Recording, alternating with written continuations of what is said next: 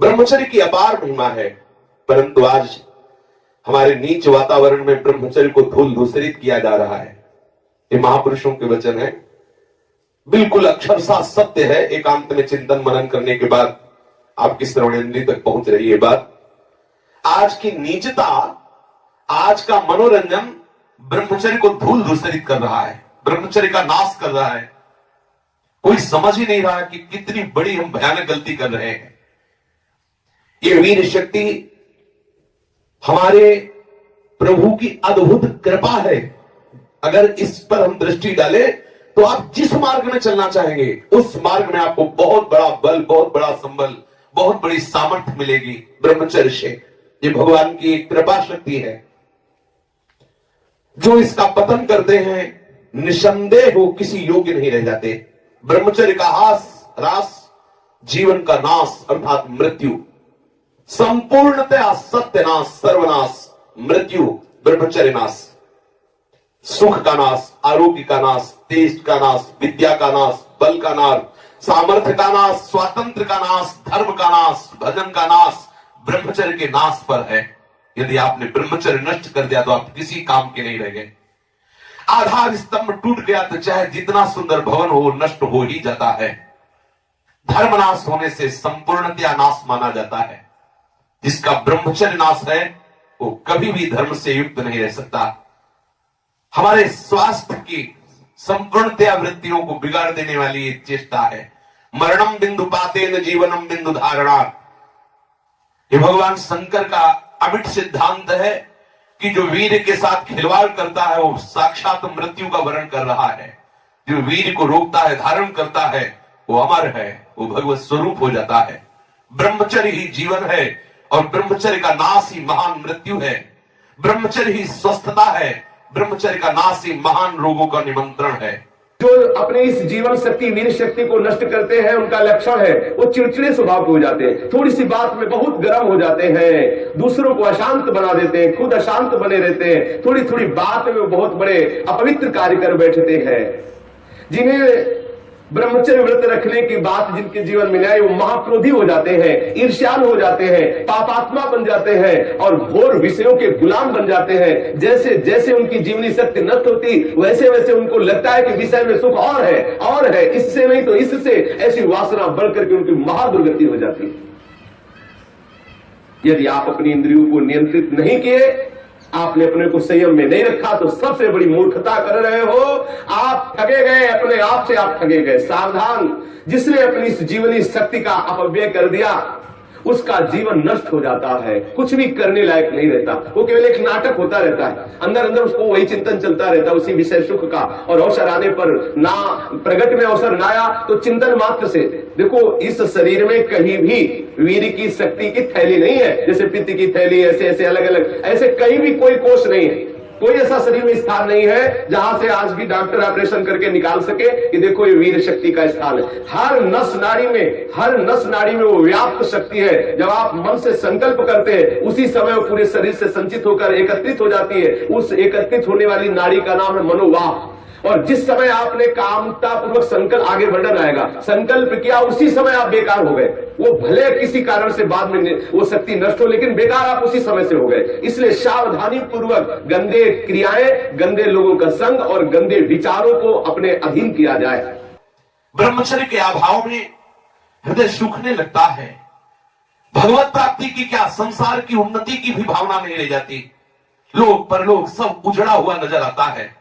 जो ब्रह्मचर्य छीण करता है उसकी स्मृति का नाश हो जाता है, नेत्रों में कम दिखाई देने लगता है और लघुशंका के साथ वीर शक्ति का स्खलन होने लगता है। वो जान नहीं पाता, उसकी जीवनी शक्ति नष्ट होने लगती है। वो बिना किसी कारण अशांत बना रहता है, लाखों चिंताएं उसके मन में डुलने लगती है, वो दुर्बल होने लगता है, बड़ा निद्रा का वो वशीभूत हो जाता है। जरा सा निद्रा आ रही, जरा में हम तो देखते हैं लोग बैठते ही सोने लगते हैं और मोटापा बढ़ जाता है। आलस्य बढ़ने लगता है, उदासी आने लगती है, हृदय में घबराहट पैदा होने लगती है, श्वास अवरोध होने लगता है, कष्ट से श्वास या श्वास तीव्र गति से चलने लगती है, यक्षमा हो जाता है, पृष्ठ शूल रोग हो जाता है, कटिवात हो जाता है, शिरोवेदना बढ़ने लगती है, जोड़ों में दर्द होने लगता है, दुर्बल हो जाता है और निद्रा के समय उसका जो शक्ति है वो क्षीण होने लगती, बह जाती, उसको पता ही नहीं लगता। मानसिक अस्थिरता, विचार शक्ति की दुर्बलता, ये भयानक भयानक कमजोरियां उसके जीवन में प्रकट हो जाती है, जो इसे मनोरंजन समझता है। सावधान, अगर आप अशांति से हटकर शांति में जाना चाहते हो, दुख से बचकर महासुख का अनुभव करना चाहते हो, तो ब्रह्मचर्य पर दृष्टि दीजिए। ब्रह्मचर्य चारों पुरुषार्थों का, धर्म अर्थ काम का मूल है। ब्रह्मचर्य भोग और मोक्ष प्रदान करने वाला है। वीर अनंत अनमोल सिद्धि है। इसी वीर के बल से जिस देवता को चाहो तुम अधीन कर सकते हो, उसके नाश से तुम पूर्ण पतित नीच बन सकते हो। बिना ब्रह्मचर्य धारण किए हुए कोई पुरुष कदापि किसी भी श्रेष्ठ पद का अधिकार नहीं प्राप्त कर सकता। वीर भ्रष्ट पुरुष कदापि पवित्र नहीं, कदापि धर्मात्मा नहीं, कदापि महात्मा नहीं हो सकता। वो दंभ और पाखंड भले कर ले। बिना ब्रह्मचर्य के प्रत्यक्ष इंद्र भी तुच्छ है, पद दलित है। साधारण मनुष्यों की तो बात है क्या, परमार्थ के पथ पर या व्यवहार के पथ पर जिधर भी तुम जाना चाहते हो, अति आवश्यक है ब्रह्मचर्य। समस्त विद्याओं की सूक्ष्म राशि को प्रकाशित करने वाला ब्रह्मचर्य, समस्त वैभवों की सिद्धियों को प्रकाशित करने वाला ब्रह्मचर्य, समस्त सौभाग्य का उदय करने वाला ब्रह्मचर्य। ब्रह्मचर्य सर्वश्रेष्ठ मंत्र है, ब्रह्मचर्य सर्वश्रेष्ठ तपस्या है, ब्रह्मचर्य सर्वश्रेष्ठ बल है, स्वतंत्रता है, महान उन्नति है। ब्रह्मचर्य ही हमारी संपूर्ण सिद्धियों का एकमात्र बीज है, रहस्य है। जो साधक या जो गृहस्थ 20 वर्ष अगर गृहस्थ में जाना है तो 20 वर्ष तक किसी भी स्थिति में ब्रह्मचर्य नष्ट नहीं होना चाहिए। यदि ब्रह्मचर्य नष्ट करते हैं तो वो गृहस्थी के योग्य नहीं रह जाते। उनके घर में भ्रष्टाचार होता है, संतानें भी होती है तो वही होती है जो किसी योग्य नहीं रहते।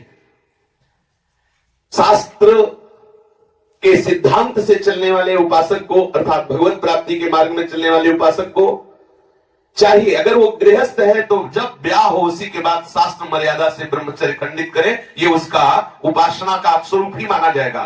लेकिन यदि वैरागी है, भगवत मार्ग का पथिक है, तो अष्ट मैथुनों से बचे। गृहस्थ हो तो उचित संतानोत्पत्ति के लिए भगवत प्रार्थना से युक्त होकर, हे करुणा निधान, मैं आपकी आज्ञा का पालन करने के लिए अपने ब्रह्मचर्य को क्षीण करता हूं। आपकी कृपा प्रसाद से मैं आपकी प्राप्ति के लिए गृहस्थ धर्म रूपी पूजा आपको स्वीकार करने के लिए प्रार्थना करता हूं। प्रभु, ये पूजा है, आप स्वीकार कीजिए। वो गृहस्थ धन्य है जो ब्रह्मचर्य पूर्वक संतानोत्पत्ति की क्रिया करके भगवान की आराधना करता है। जो विरक्त संपूर्ण रूप से ब्रह्मचर्य है, उसको विशेष साधना नहीं करनी पड़ती, अपने आप भगवती स्मृति अखंड होने लगती है, क्योंकि महाआनंद स्वरूप ब्रह्मचर्य है। महाआनंद, आप सोच भी नहीं सकते कि ब्रह्मचारी को कितना आनंद होता है। जो ब्रह्मचर्य धारण करता है उससे अपार आनंद, अपार सुख प्राप्त होता है। सभी सुखों में सर्वाधिक नष्ट करने वाला सुख एक काम सुख है। सबसे ज्यादा पतन करने वाला यह सुख है, सबसे ज्यादा नाश करने वाला सुख है। इसलिए सावधान, विषय सुख के लिए आप अपने ऐसे अमूल्य जीवन को नष्ट मत कीजिए। पहले जो गृहस्थ जन होते थे ब्रह्मचर्य, 25 वर्ष तक तो सब कोई ब्रह्मचर्य रहता था, चाहे वो गृहस्थ हो, चाहे वो विरक्त में जाना हो, चाहे वो जिस मार्ग में जाना हो। 25 वर्ष तक तो सबकी नींव ब्रह्मचर्य से युक्त होती है। अब 25 वर्ष तक तो हजारों दुर्गति हो जाती है, क्योंकि ऐसे ऐसे साधन चल चुके हैं, ऐसा कुसंग हो चुका है। वो दृश्य देख देख करके उनकी भावनाएं दूषित हो गई, वो अपने को नष्ट कर लेते हैं। फिर क्या रह गया जीवन? ये अमूल्य मनुष्य जीवन किस काम का रह गया? जब 10 वर्ष ब्रह्मचर्य रहकर भगवत भजन करके संतान उत्पत्ति करते थे तो उन माताओं के गर्भ से कोई भगवत प्राप्त करने वाले साधक पैदा होते थे, या कोई महावीर पैदा होते थे जो देश की रक्षा के लिए अपने प्राणों को समर्पित कर देते, जो समाज को सुख पहुंचाने वाले ऐसे बालक पैदा होते थे। ब्रह्मचर्य के बिना पूर्ण, चाहे गृहस्थ हो चाहे विरक्त हो, कोई भी हो, वो पूर्ण पशु जीवन है, पूर्ण पशु जीवन है। सांसारिक व्यक्ति बनकर के मत अपने जीवन को नष्ट करो। आप अपने हाथों से अपना नाश कर रहे हो। ध्यान रखो, ये गलती जो तुम कर रहे हो, ये आपको दोबारा मनुष्य जीवन मिलने वाला नहीं है। ऐसी गलती करके तुम्हें बहुत पछताना पड़ेगा। बोले मौज मस्ती लो, काहे की मौज मस्ती? धर्म मर्यादा का नाश करके, गुरुजनों की बनाई हुई शास्त्र मर्यादा का नाश करके तुम सुख प्राप्त कर सकते हो? कुछ समय मिला, कर लो जो करना है। ऐसे भयानक रोग पैदा होंगे कि मरोगे, कोई पानी देने वाला नहीं मिलेगा। ये सब नाटक भूल जाएगा। इसलिए शास्त्र और गुरु की बनाई हुई मर्यादा के अनुसार चलो, तो ही संसार में भी तुम सुख का अनुभव, जहां नहीं है सुख वहां भी अनुभव कर सकते हो, यदि शास्त्र और गुरु की मर्यादा से युक्त रहोगे, उनके बनाए हुए विधान के अनुसार चलोगे। ये जो आजकल सब चल रहा है ना, ये बहुत हानिकारक है। जिसके जीवन में छोड़ दो, जो अब जिनका ब्याह हो गया वो अपने पति को छोड़ करके दूसरे पतियों के पुरुषों की तरफ कामुक दृष्टि से देखती है, जानते हैं उनकी क्या दुर्गति होती है? पति वंचक परपति रति करई, रो रो नरक कल्प शत परई, और विधवा होए पाए तरुणाई, अगला जन्म होगा और वैधव्य को प्राप्त हो जाएगी। जो पुरुष अपनी पत्नी का त्याग करके पर स्त्री से गमन करता है तो नरक में जाकर के उसको तपाए हुए लोहे की लाल लाल ऐसे स्त्री आकृति से उसे हजारों वर्षों तक चिपकाया जाता है और जलता रहता, वहां मरना तो है नहीं। ऐसा मत सोचो कोई देख नहीं रहा। जैसी थरिवंश नरक गति दुर्भर यम द्वारे कटियत नख छीके, वहां ऐसा हिसाब है कि कहां छीका, किस लिए छीका, और आपकी नाक काट दी जाएगी। मतलब वहां उंगली उठाने पर आपको दंड है, किस लिए उठाया, किसको उठाया, किस कारण से उठाया, किस समय में उठाया, एक एक वस्तु का हिसाब है। आप समझते मुझे कौन देख रहा है, क्या जान रहा है, मौज मस्ती ले लो। कुछ समय दिया गया आपको, ये मनुष्य जीवन कुछ समय दिया गया। आप चाहे जो कर लो, चाहे जितना दुराचार कर लो, या सदाचार करके श्री कृष्ण को रिझा लो, या दुराचार करके नरक की यात्रा कर लो। बहुत सावधान।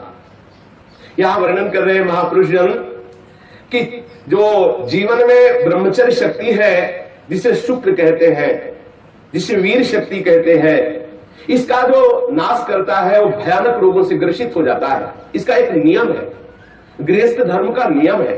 इस पर हमारे शास्त्रों में सब वर्णन, इसीलिए सत्संग करना चाहिए। अब क्या है, आज मनोरंजन, लोगों को रिझाना, वक्ताओं को पसंद आ गया है और जो श्रोता है उनको वही पसंद आता है। थोड़ी देर चटकीली बातें की, संगीत बजा, नाचे कूदे, घर गए, बोले कथा सुन के आए हैं।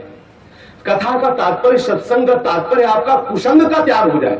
आप जो दुर्गुण दुराचार प्रवृत्तियों में रत है उनका त्याग हो जाए, उससे सत्संग। मानो सत्संग सुन के आए तो आपको थोड़ी देर तो खो जाना चाहिए। दूसरे को अपने आप पता लगे क्या ये सत्संग सुन के आ रहा है, खो गया। अपने अंदर की कमियों को देख देख करके रो रहा है, हे करुणा निधान, मैं इतना नीच हूं, अभी तक तो मैं जान ही नहीं पा रहा था कि ये गलतियां हैं, मैंने कितनी गलती की, हे करुणा निधान, अब मुझे इन गलतियों से उबारो। सत्संग वो वस्तु है जो अपनी ब्रह्मचर्य शक्ति को नाश करता है, तो उसकी शारीरिक शक्ति नष्ट हो जाती है। चेहरा पीला होने लगता है, चेहरे में झुर्रियां पड़ने लगती हैं, नेत्रों की शक्ति जाती रहती है, नेत्रों के आसपास नीली नीली रेखाएं प्रकट हो जाती है, आंखें धस जाती हैं और चेहरे में वो कांति नहीं रह जाती, अर्थात कांतिहीनता आ जाती है, याददाश्त नष्ट हो जाती है। वस्तु रख दी, भूल गए, कोई आज्ञा भूल गए। क्यों भूल गए? क्योंकि ब्रह्मचर्य नहीं, मेधा शक्ति क्षीण हो गई। भगवत स्मरण करोगे, कैसे भजन होगा? क्योंकि भजन वाली वस्तु तो आपने नष्ट कर दी। खिलवाड़ समझते हो क्या इससे? ये मनुष्य जीवन आपको मिला है भगवत प्राप्ति के लिए। सावधान, संतान भी प्रकट होगी तो महावीर और भगवान का प्रेमी महात्मा पैदा होगा यदि आप ब्रह्मचर्य से रहोगे। और कुमारगामी रहोगे तो अप्पू गप्पू पैदा होंगे, भी जूतों से मारेंगे आपको और बुढ़ापे में पानी नहीं देंगे, सड़ोगे ऐसे पड़े।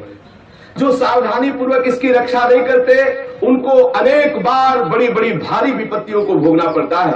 आप क्या समझते हो, जिस वीर शक्ति से ऐसे सुंदर संतान की उत्पत्ति होती है, उसी वीर शक्ति को आप मनोरंजन में नष्ट कर रहे हैं। ये हत्या है, हत्या। शास्त्र वर्णन करते हैं आपको भोगना पड़ेगा उसका दंड। जैसे माताओं के गर्भ में पलते हुए शिशु को वो गर्भ हत्या जैसे पाप कर देती है, ऐसे पुरुषों को सावधान रहना चाहिए। संतानोत्पत्ति के निमित्त से किया गया ब्रह्मचर्य खंडित भगवत उपासना माना जाएगा, और अपनी वासना से प्रेरित होकर ब्रह्मचर्य नष्ट करना या अन्य उपायों से ब्रह्मचर्य नष्ट करना वो हत्या में लिखा जाएगा। इसलिए अंतःकरण मलिन हो जाता है और भगवत भजन का केवल वो एक क्रिया मात्र होने लगता है, आनंद का अनुभव नहीं होता।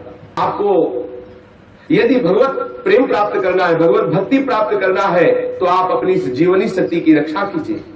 आप अपनी जो आंतरिक वृत्ति कामुक हो चुकी उसको संभालने की चेष्टा कीजिए। जो अपने इस स्नायु तंत्र को पुष्ट रखना चाहते हैं उनको अपनी इस मूर्खता को खोना होगा।